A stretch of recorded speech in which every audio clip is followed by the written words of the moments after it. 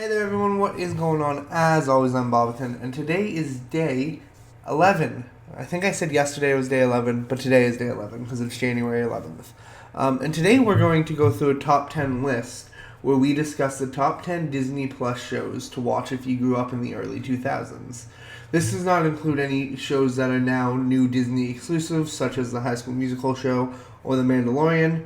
If you are like me and you were born in the late 90s, you grew up watching many of these shows, and I definitely think they are worth the rewatch now. The nostalgia and the overall quality of these shows provide a great reviewing. They're definitely worth the time, so without further ado, let's begin with number 10. Number 10, The Replacements. The Replacements is a Disney Channel series that ran from July 28, 2006 to March 30th, 2009. It centers around two orphans and their newly adopted family that they receive through a program called Flemco. Flemco is a company that sets out to replace people throughout the town with better ones at their job in some sort of way. If the children think a person needs to be replaced, they will call the Flemco company, and that person will be replaced with someone who is supposed to be better at their position. This was usually a source of conflict when some of the substitutes were too perfect or even worse in certain ways. The Replacements was always a great after-school viewing, a show I would never want to miss, and even now, 11 years after it ended, it still holds up as a great show to watch. Number 9, Recess. Oh, Recess. What a great show it was. Recess portrays the lives of 6 fourth graders as they go about their daily lives in a highly cliched school environment. The students of 3rd Street School have set up a micro version of traditional human society, complete with its own government, class system, and set of unwritten laws. They are ruled by a monarch who has various enforcers to make sure his decrees are carried out. The little society has a long list of rigid values and social norms that impose a high expectation of conformity upon all students. The gang was a great parallel to myself or other children watching as we were their age as the show was being replayed endlessly even after it stopped airing in 2001. The show provides memorable characters with TJ and Mikey and the rest of the gang, as well as great storylines such as the episode where they hide in the box, where TJ is trapped in the box, which is essentially just a square for where he needs to go on a timeout. This show is a great show, and it's worth a second viewing now. Number 8, Kim Possible. Kim Possible follows the adventures of Kim, a high school student who lives a double life as an agent tasked with fighting crime. Kim is accompanied by Ron and his naked mole rat, Rufus. Along with a 10-year-old boy named Wade, this team is responsible for saving the world. Kim Possible is still discussed now as a great show, with people referencing the Call Me Beat Me If You Want to Reach Me from the theme song, along with people having the ringtone Kim had on her phone in the show. The popularity of this show has continued as last year, in 2019, there was a live-action movie made about it, and although the trailer received harsh criticism, the movie itself is sitting at 100% on Rotten Tomatoes. Number 7, The Simpsons. Before we get into this entry, not every entry will be an animated show. This is just coincidentally how the order fell. With the popularity of Family Guy, American Dad, Bob's Burgers on Netflix, The Simpsons prove as a must-watch now. As without The Simpsons, none of these shows would exist in the form they do today. For 31 seasons, The Simpsons has been the titular animated comedy, with shows following in their footsteps. With Disney's purchase of Fox, it has provided the public with a means to stream the show, all in one place without a major download of torrents provided. If you like Family Guy, you're sure to love The Simpsons. I highly recommend starting with episodes like Lisa on Ice or Marge vs. Monorail. These episodes are classic episodes of The Simpsons that will get you hooked on the show. Number 6, Lizzie McGuire. Lizzie McGuire is a show all about a teenage girl going through life in high school. Lizzie is constantly tormented by her little brother Matthew.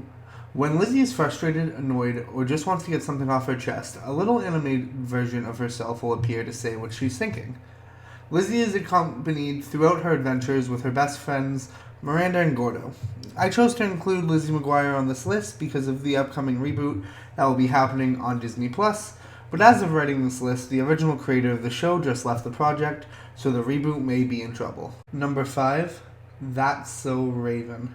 Much like Lizzie McGuire, That's So Raven features a teenage girl going through life in high school, and also has an annoying little brother. The difference here is the main character, Raven, has supernatural abilities to see visions of the future.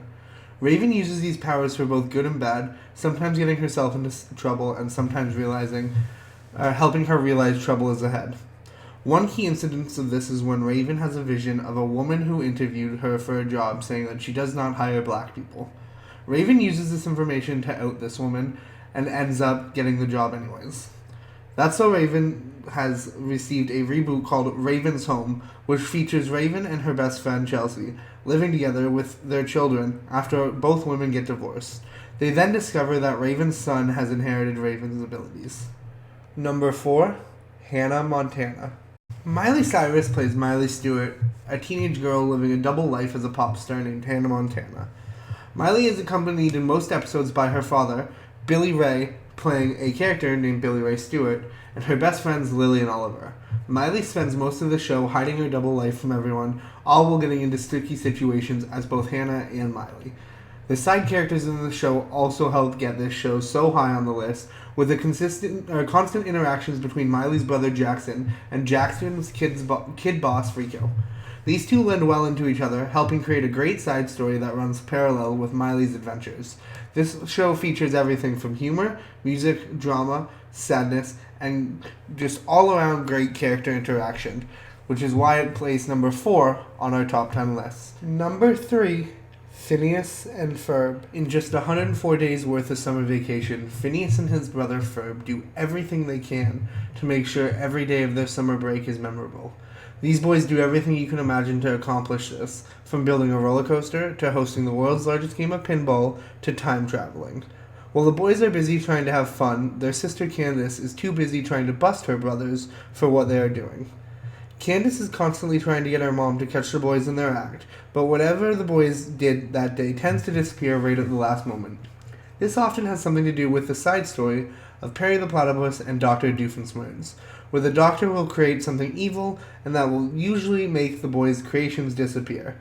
This show is by far one of the best Disney shows ever released. It has great stories, great original songs, and is just all around a wonderful show. The only reason it didn't make it higher on this list, even though it came in at number 3, is because number 2 and number 1 are just too good to not be in the top 2. I even had a difficult time determining the top 2, and this third show, Phineas and Ferb, made that even harder. Number 2, Wizards of Waverly Place. This was a really tough decision between this and the number 1 spot, but I recently watched both this and the number 1 spot, and I had to give Wizards the second spot. Wizards covers the adventures of the Russo family, a family that owns a sandwich shop, which holds the entrance to their wizard lair. The family consists of 3 wizard siblings, in Alex, Max, and Justin. The former wizard, their father, Jerry, and their mortal mother, Teresa. The family also features Alex's best friend, Harper, who Alex eventually tells that the family are wizards. The siblings are going through wizard training, trying to see which of the 3 will become the family wizard, as only one of them can keep their powers. Throughout the show, Alex tends to get herself in trouble with her powers, having to rely on Justin to save her. This show has a lot to offer, with great storylines, multiple different arcs throughout the show, a great family relationship, and a phenomenal ending. This show is by far one of the best Disney has to offer, much like the previous entry in Phineas and Ferb. But when you ask kids my age, this show holds a special place in their hearts.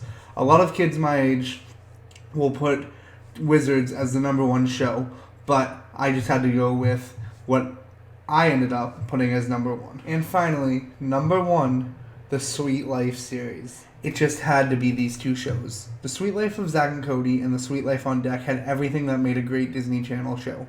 When Disney Plus was announced, I knew right away that these shows were going to be the first 2 I binged through.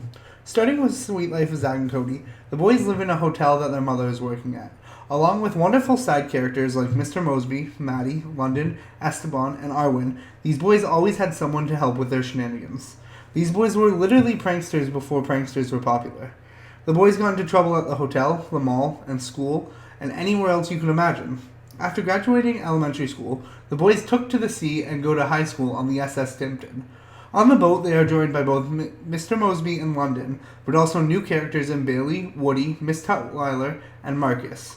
Even though the boys have grown up, they still consider their prankster ways, while on islands and on the boat. Zack and Cody provide children growing up in the early 2000s with a rebellious character to live their lives through. The fact that That's So Raven, Hannah Montana, and Wizards of Waverly Place all went onto one of these two shows for a crossover just goes to show the popularity of the Sweet Life series. The humor, the stunts, the drama, the love, and the memorable characters and catchphrases throughout both series is why the Sweet Life series takes the #1 spot on this list. So I hope you guys enjoyed this top 10 list.